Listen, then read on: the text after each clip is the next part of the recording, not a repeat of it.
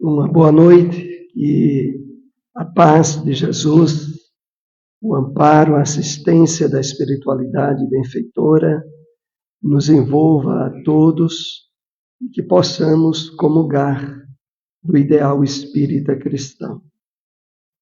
Então, antes de entrarmos no nosso tema propriamente dito, eu trouxe aqui uma frase de Emmanuel para refletirmos e introduzir o nosso assunto dessa noite. Então, no livro Vinha de Luz, que é um livro que faz parte da chamada coleção Fonte Viva, Emmanuel, no capítulo 177, ele nos diz assim: vive e age bem no dia de hoje. Equilibra-te e vencerás. E nós vamos aqui trazer alguns apontamentos em cima disso que Emmanuel nos diz. Parece bem simples. Vive e age bem no dia de hoje. A doutrina espírita nos traz a consciência da importância de viver bem o dia de hoje. Bem no sentido espiritual, moral, equilibrado. Não importa o que tenhamos feito no passado. Não importa como tem andado a nossa caminhada reencarnatória. A vida atual é a nossa oportunidade sublime para o melhor aproveitamento dessa caminhada. A nossa atenção deve ter por foco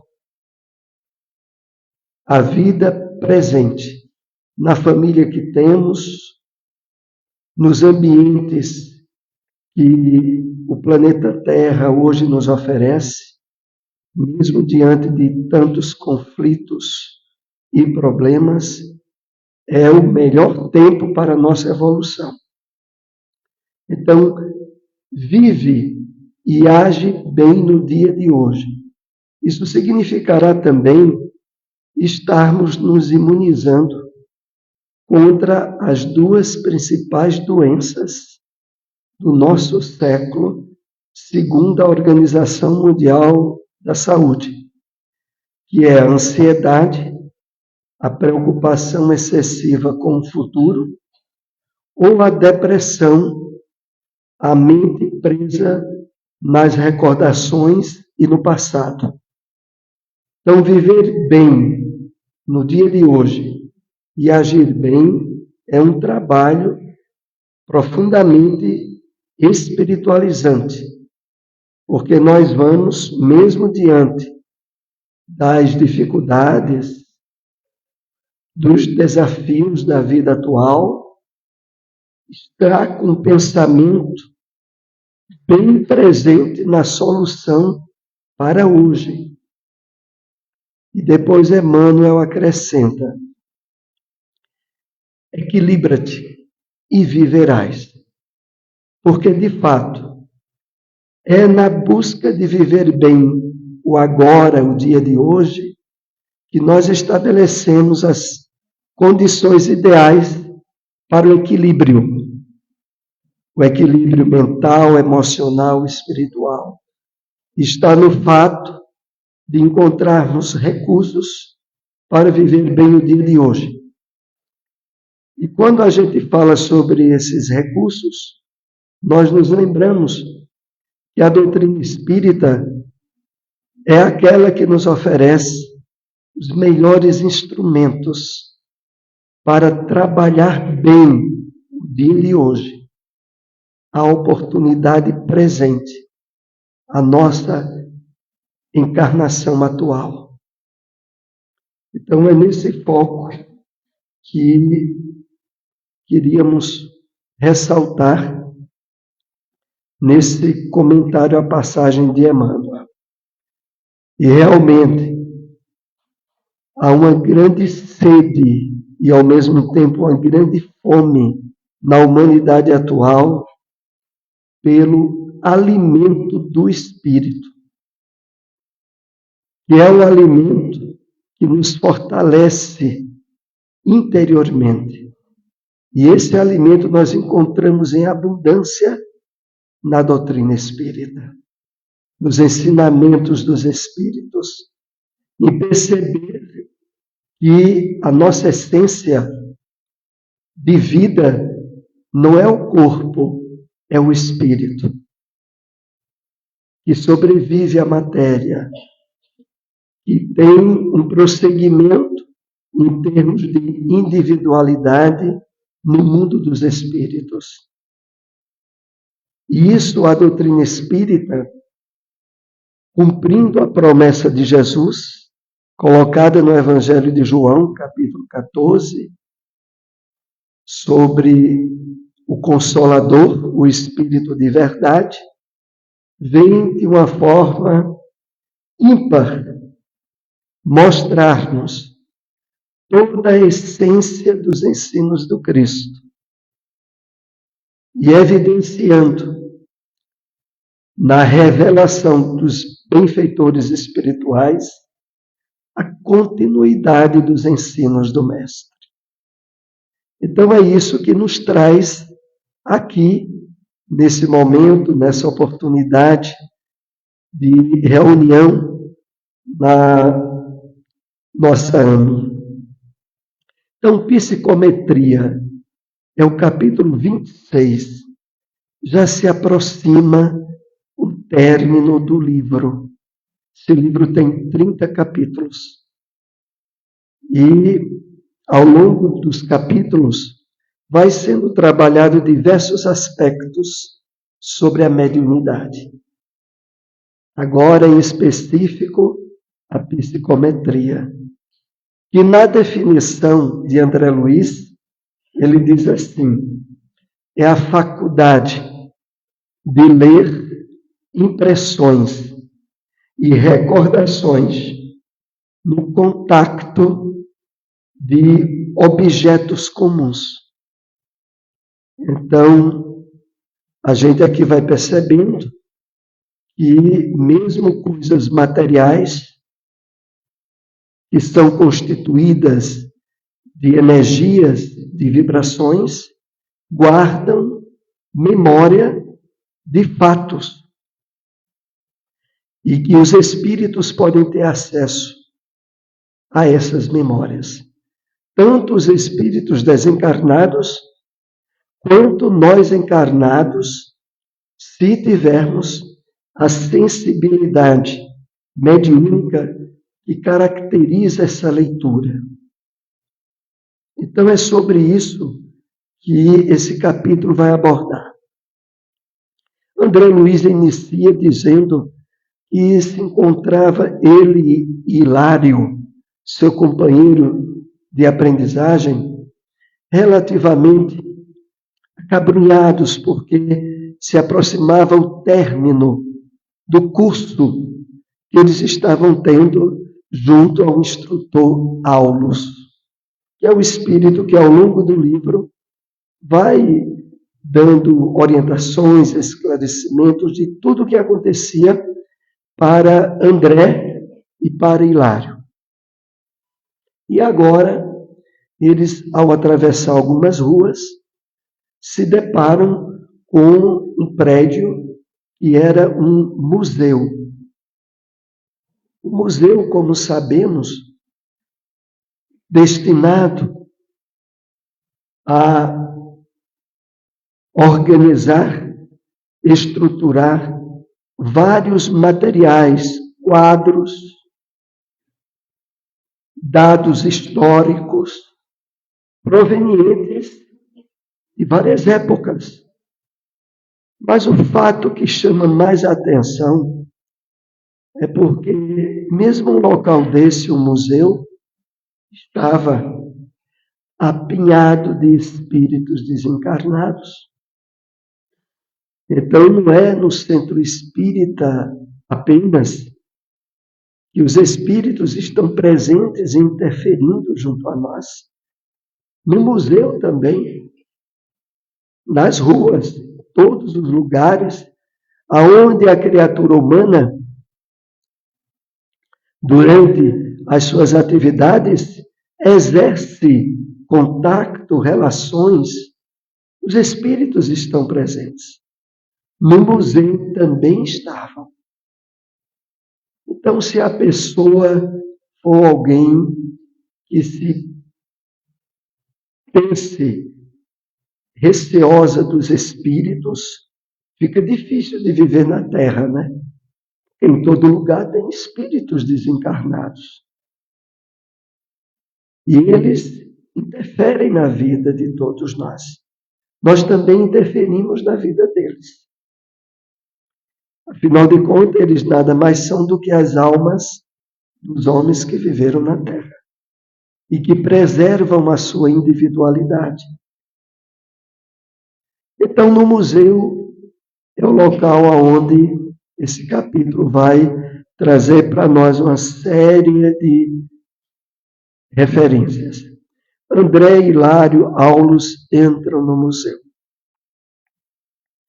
E o olhar de André se dirige logo para um antigo relógio que estava exposto dentro do museu.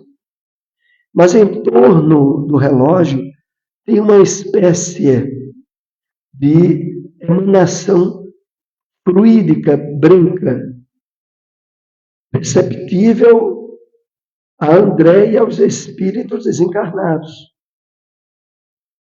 E Aulus é cogitado a dar uma explicação a respeito daquilo. E Aulus vai dizer que todos os objetos ali dentro do museu que estivessem envoltos numa certa condensação fluídica, é porque, de alguma forma, aqueles objetos guardavam memórias, guardavam acontecimentos e fatos passados. E aí ele sugere a André que toque naquele relógio. Quando André toca no relógio, vem logo na mente de André todo um quadro de uma casa onde familiares estavam reunidos em torno de uma mesa. Marido, mulher, 3 crianças, e que expressavam ali uma conversação animada. Essa percepção que André tem, Aulus esclarece dizendo de fato, esse relógio, que pertenceu durante muito tempo a uma família, ainda recebe no museu, constantemente, a visita dos seus antigos proprietários, que quando chegavam de frente ao relógio e recordavam da vida que tiveram quando estavam encarnados, projetavam uma intensificação dessas vibrações mentais, psíquicas em torno do relógio, e que André pôde ali detectar através do quadro que a família houvera vivenciado. Bom, eles continuam aquela excursão ali dentro do museu, e mais adiante eles se deparam com um espelho que tinha uma moldura muito bonita. E ao lado daquele espelho, André percebe algo diferente.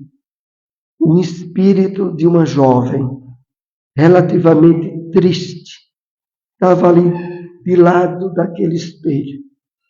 Ao mesmo tempo, 2 cavaleiros e 3 senhoras estavam ali de frente, admirando a moldura, né, aquela obra que chamou a eles a atenção.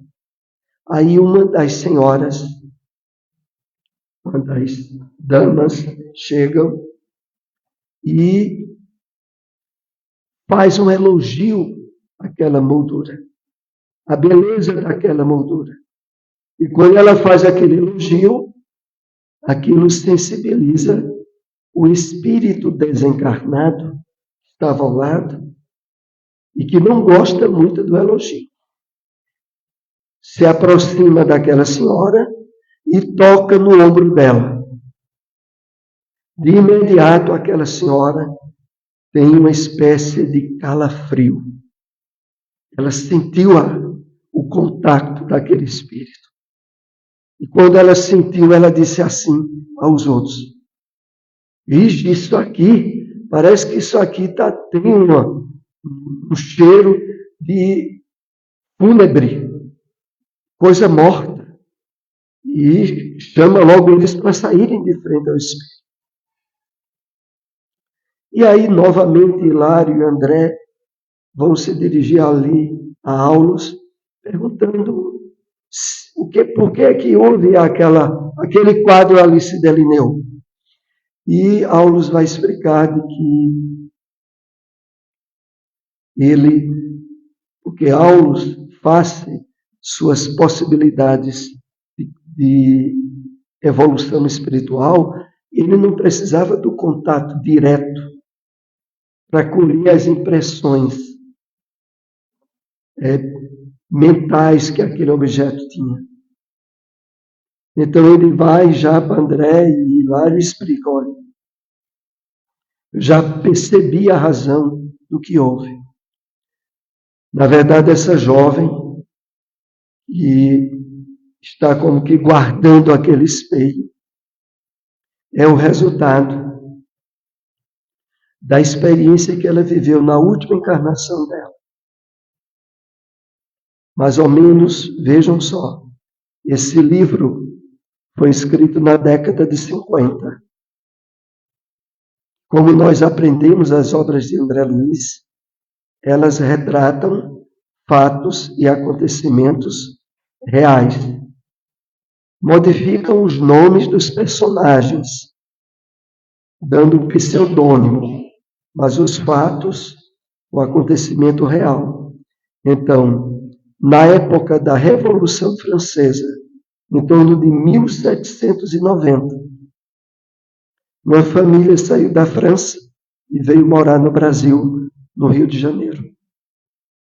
E essa família trouxe uma criança que durante muitos anos foi se desenvolvendo no Rio, atingiu a idade adulta e enamorou-se de uma jovem.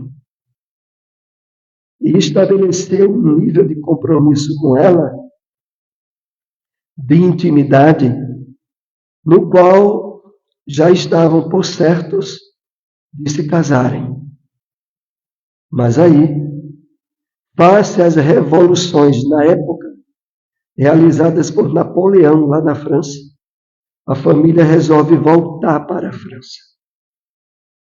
E aquele jovem, mesmo a contragosto, face o sentimento que ele tinha por ela, o filho daquele casal de franceses, não contraria as ordens do pai.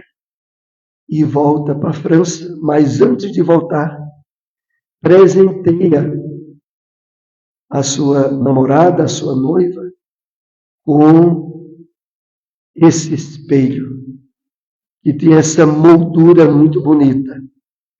E promete a ela que deixava aquele espelho como uma lembrança de compromisso que ele tinha com ela. Porque ele voltaria da França e se casaria com ela. E aquela jovem guardou aquele espelho. E esse jovem lá na França esqueceu depois de algum tempo, enamorou-se de outra jovem, casou e não voltou mais ao Brasil. Passaram-se os anos, a sua ex-noiva também faleceu. mas ela jamais deixou de estar ao lado do espelho.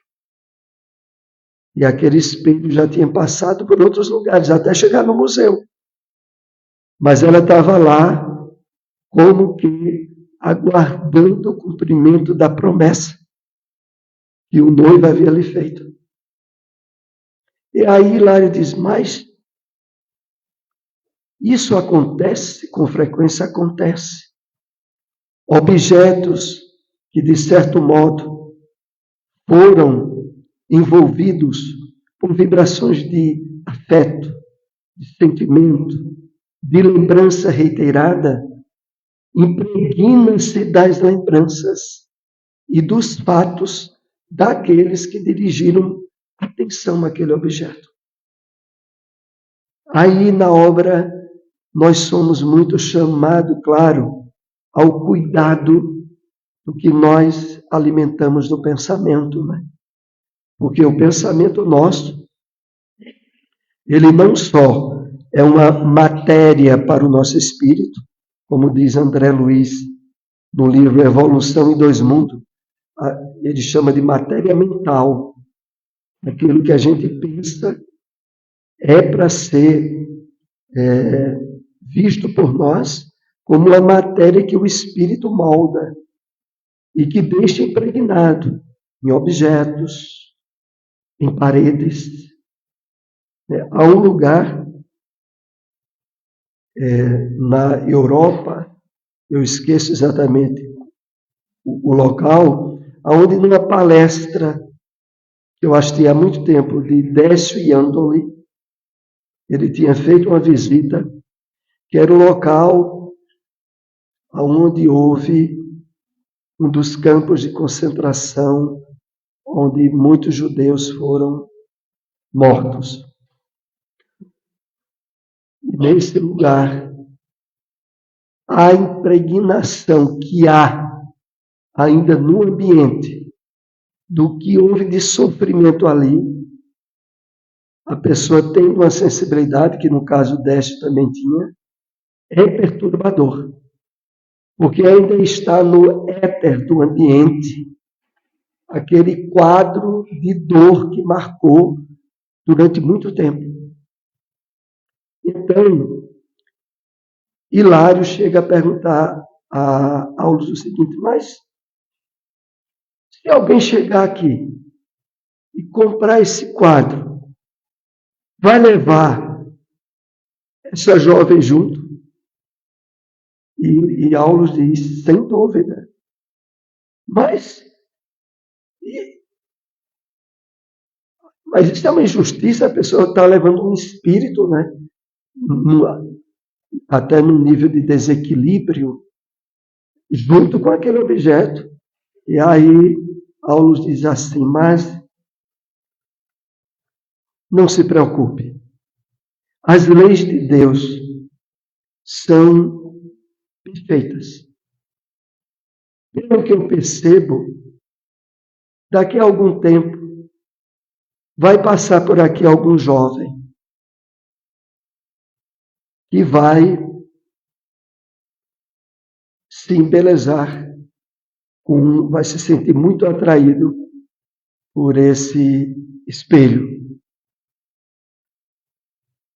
E o levará. E aí Aulus chega a perguntar a Hilário, você pode deduzir quem será o ex-noivo daquela outra encarnação? Porque as leis de Deus são infalíveis em relação a isso. O distrato que ele fez, que levou ao nível de desequilíbrio para esse espírito, o ressarcimento, Aulus explica a Hilário, será possivelmente essa ex-noiva vinha a ser uma filha dele, ou até mesmo, se ele tiver solteiro, poder vir ainda. Aliás, desculpem, ele fala sobre a possibilidade de ser o noivo ou a esposa que o noivo arranjou lá na França, naquela época, e que também se envolveu nessa dívida. Mas, em resumo, a advertência que Aulus dá para André e Hilário é de que há uma espécie de rastro, de endereço psíquico, endereço espiritual, em objetos aos quais, durante um certo tempo, alguém dirigiu muita atenção a ele. E nesse sentido de advertência, André pergunta a ele, mas aqueles 2 cavaleiros e aquelas 3 damas, só aquela sentiu a presença, o arrepio que aquele espírito propiciou. E aí Aulus diz, exatamente, porque ela tem uma sensibilidade mediúnica que os outros não têm. Aquela senhora, possivelmente, se trabalhar o desenvolvimento da sua mediunidade, poderia ter acesso às recordações que aquele quadro trazia. E que, na verdade, a mediunidade de psicometria, ela possibilita isso. Nós estivemos vendo um caso relativo a isso, que está no livro Chico de Francisco, que é de Adelino Silveira, esse livro, que é um livro que faz uma coletânea de casos de entrevistas de Francisco Cândido Xavier. E, em certa oportunidade, um casal foi visitar Chico, pedindo certas orientações dentro do que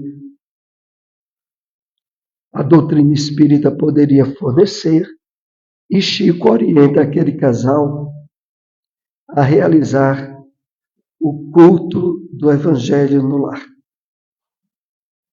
E nós sabemos muito a importância, né? Mas vejam, ele diz ainda ao casal um fato inusitado, diz assim, olha, vocês realizem o culto do Evangelho no lar, e daqui a 6 anos vocês receberão um presente, sem definir qual era o presente. Bom, esse fato que está no livro que eu disse a vocês, é Chico de Francisco, o título do livro.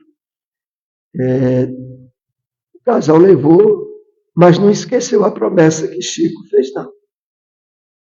E quando passaram os 6 anos, o casal estava lembrado. O casal fez o Evangelho no lar durante aquele tempo. E na noite, completados 6 anos, o casal foi dormir. E ao acordarem, uma surpresa bem desagradável. A casa tinha sido invadida por malfeitores. E tinham roubado uma joia preciosa da família, que tinha vindo por traços hereditários. Era uma joia que envolvia um diamante valioso. E levaram essa joia. O casal resolveu voltar a visitar Chico.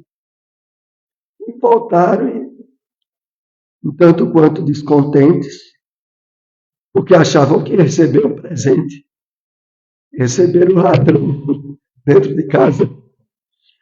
E aí chegaram e disseram, Chico, a gente lembrou-se daquilo que você nos falou, do presente. E aí Chico disse, de fato, e vocês receberam o presente. E disse, mas como? E aí Chico disse, olha, aquela joia que foi roubada já foi alvo de diversos assassinatos e suicídios. Quando vocês vieram aqui, Emmanuel percebeu a quantidade de espíritos obsessores e desequilibrados ligados àquela joia. Eram dezenas, quase 100 espíritos. Ao longo desses anos que vocês estiveram realizando o culto do Evangelho no lar, muitos deles foram se convertendo, entendendo as lições e se afastando daquela joia. Mas depois desse tempo, ficaram ainda 26 espíritos.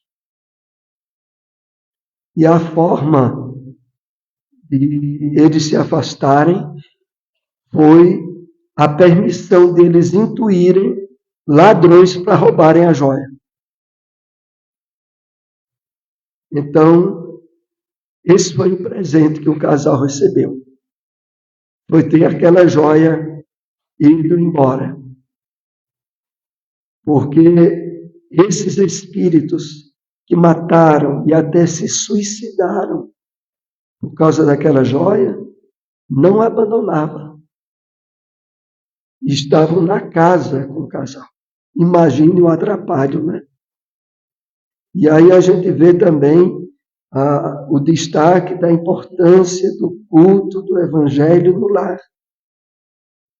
No caso dessa história, 6 anos afastando aos poucos, né, os espíritos que estavam ligados àquela joia. E depois, a joia ser roubada. Aí a gente percebe a importância e o cuidado em termos esse hábito da realização do culto do Evangelho no lar, né?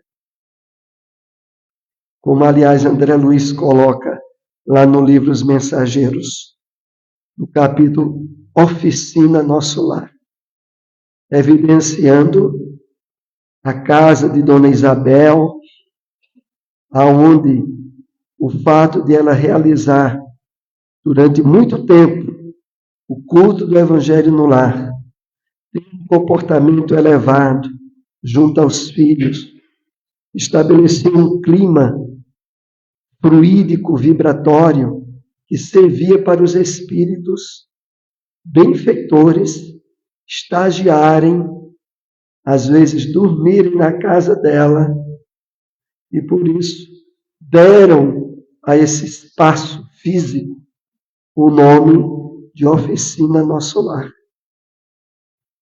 Porque efetivamente a possibilidade da transformação fluídica, da melhora das vibrações do ambiente, na casa onde o Evangelho é praticado, né, é uma realidade evidenciada pelos Espíritos. Mas essa faculdade de psicometria era também uma das faculdades de Francisco Cândido Xavier. Aliás, Chico Xavier, segundo muitos relatos e testemunhos, é de que ele tinha todas as mediunidades explicitadas no Livro dos Médiuns. Todas as possibilidades mediúnicas de intercâmbio espiritual Chico tinha. E há um episódio que é contado por Arnaldo Rocha, que foi o esposo do espírito Meimei, quando Meimei estava encarnada, um grande amigo de Chico, desde os anos 30, 40, lá em Pedro Leopoldo, Arnaldo Rocha, que inclusive faleceu alguns anos atrás. Acredito que em torno de 2018, 2017.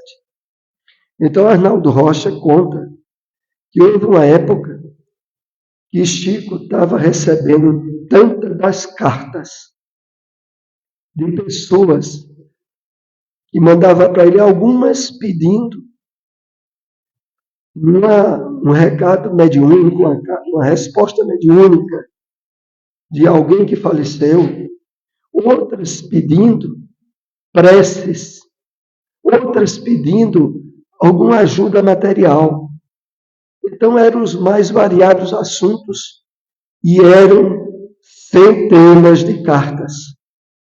Então teve uma ocasião que Arnaldo Rocha estava com o Chico e disse, mas Chico, como é que a gente vai dar conta? E aí ele diz que Chico chamou o Arnaldo Rocha, que ele chamava muitas vezes de Naldinho. Naldinho, vem cá. Vamos ver essas cartas.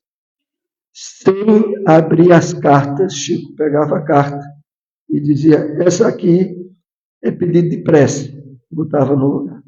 Pegava outra carta. Essa aqui é pedido de alguma ajuda material. Botava em outro. Sem abrir as cartas. Ele pegava a carta e já sabia o conteúdo que estava dentro da carta. Então, isso tem tudo a ver com essa possibilidade da psicometria. Houve também outro episódio, esse contado por Divaldo Pereira Franco, quando Divaldo recebeu a psicografia do livro Sublime Expiação. Sublime Expiação é um livro de Manuel Filomeno de Miranda, que nós recomendamos muito a leitura. O livro trata tanto da questão de suicídio, quanto da questão da hanseníase, de pessoas que passaram por esse tipo de expiação. Então, quando Divaldo terminou e recebeu o livro, ele levou o livro para Chico ler e dar opinião, dar alguma orientação, ou até mesmo apresentação do livro. E ele conta que quando ele chegou lá, Chico estava atendendo uma pessoa e Divaldo entregou o livro para que Chico desse uma olhada depois e dissesse a opinião dele sobre o trabalho. Aí chegou uma outra pessoa que começou a conversar com Divaldo e a fazer referências a determinada cidade na Espanha, Madrid, e contar alguma situação que foi vivenciada por ela. E aí Divaldo conta que Chico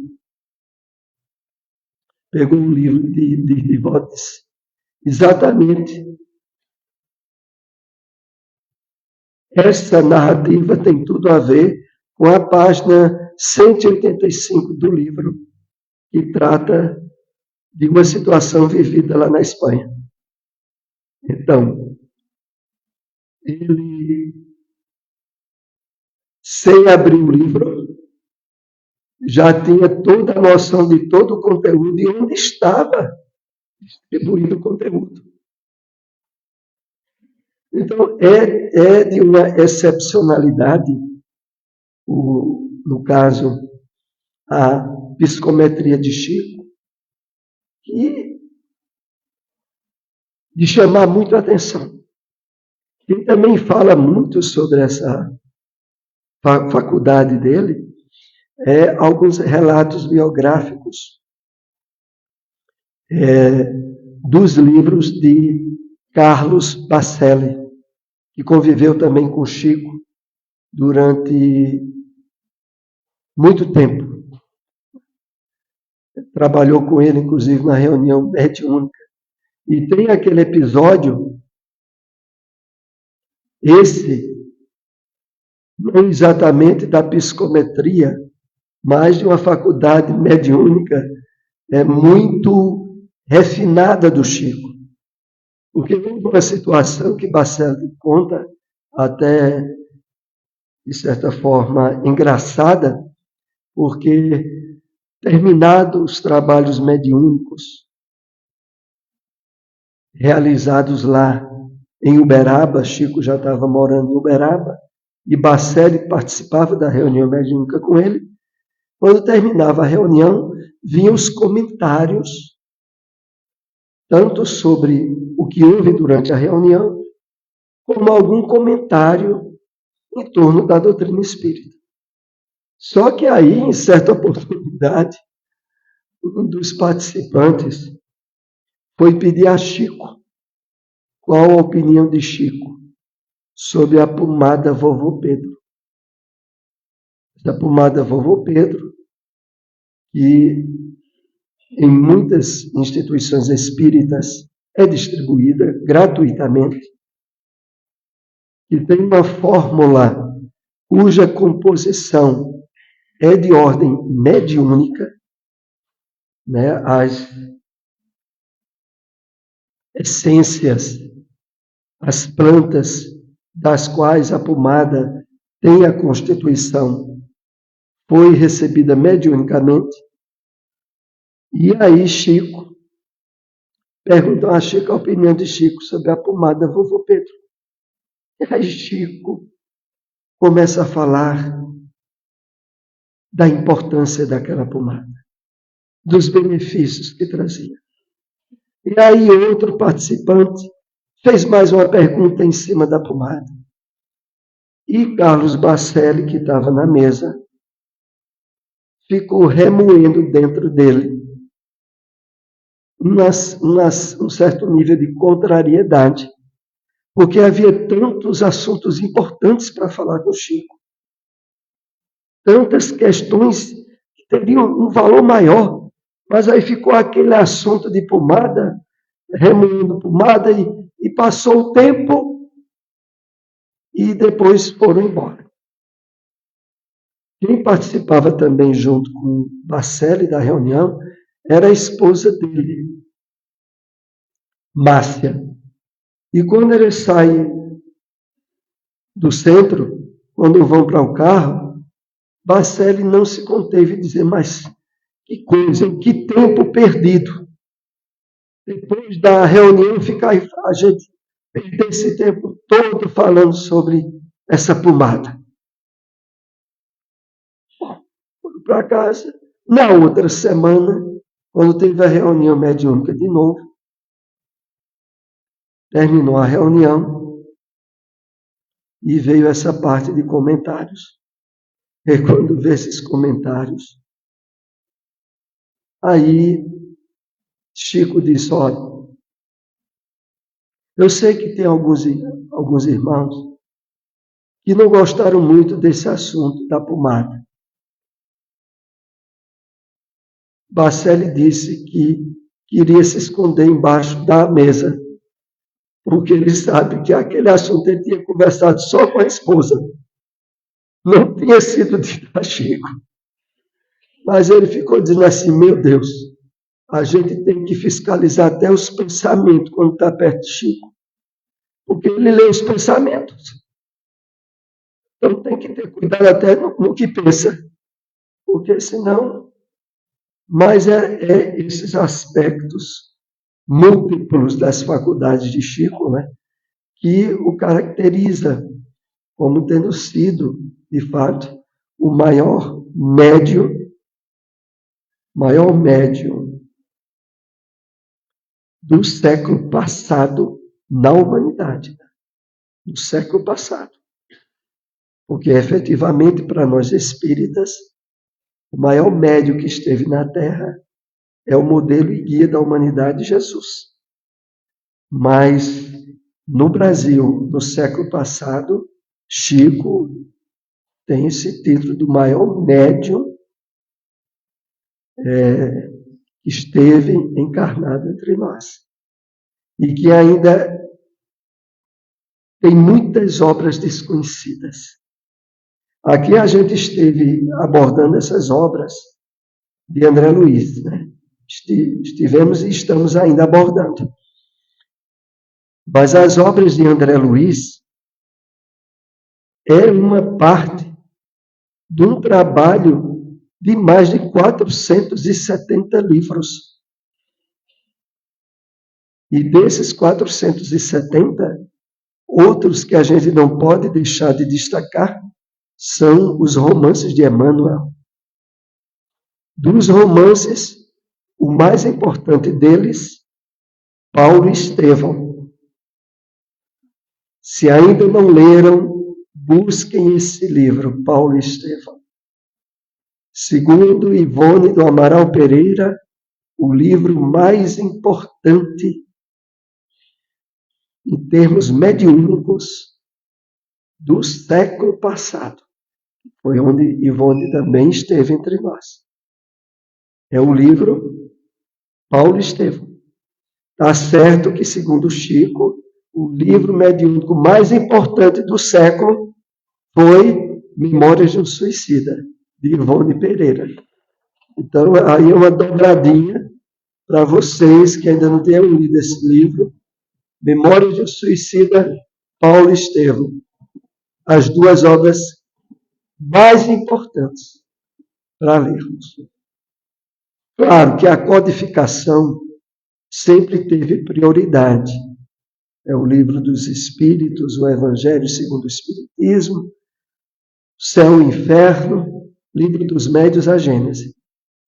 Mas, depois deles, essas duas obras. E para complementar, essas que estivemos aqui comentando agora, de André Luiz nos domínios da mediunidade. Então, era esse esclarecimento que tínhamos. Agradecemos a toda a oportunidade de compartilharmos esses esclarecimentos. Que Jesus e os bons espíritos nos acompanhem de volta aos nossos lares com muita paz.